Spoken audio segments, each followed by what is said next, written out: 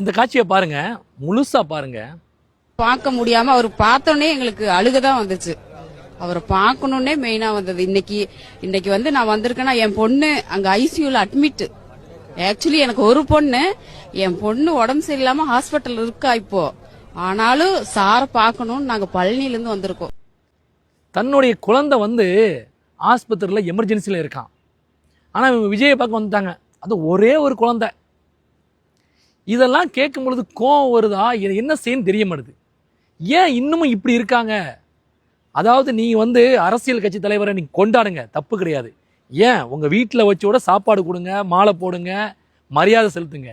ஆனா என் குழந்தைய விட்டுட்டு வந்துட்டேன், இப்படி இந்த வார்த்தையை சொல்லாதீங்க. அது மக்கள்கிட்ட சொல்றதுனால உங்களுக்கு என்ன வந்துட போகுது? என் குழந்தை ரொம்ப சீரியஸா இருக்கு, அதை விட்டுட்டு வந்துட்டேன். அப்ப நீ வந்து அரசியலுக்காக, பணத்துக்காக நீ ஆசைப்படுற, பணத்துக்காக ஆசைப்படுற, பதவிக்காக ஆசைப்படுற. உனக்கு குழந்தை முக்கியம் கிடையாது, புருஷன் முக்கியம் கிடையாது, உனக்கு பணம் பதவி தான் முக்கியம். இதை பார்த்த பிறகு நீங்க என்ன சொல்லணுமோ சொல்லுங்க. எனக்கெல்லாம் பயங்கரமா கோவம் தாங்க. திரும்ப திரும்ப திரும்ப சொல்றேன், தற்குறிகளை வந்து மக்களை வந்து இந்த மாதிரி விஷயங்கள்லாம் பார்க்கும்பொழுது மனசுக்கு ரொம்ப கஷ்டமா இருக்கு, கோவம் வருது. நீங்களே சொல்லிட்டு போங்க, இதுக்கு என்ன. பொண்ணு அங்க ஐசியூல அட்மிட். ஆக்சுவலி எனக்கு ஒரு பொண்ணு, என் பொண்ணு உடம்பு சரியில்லாம ஹாஸ்பிட்டல் இருக்கா இப்போ. ஆனாலும் சார பார்க்கணும்னு நாங்க பழனில இருந்து வந்திருக்கோம்.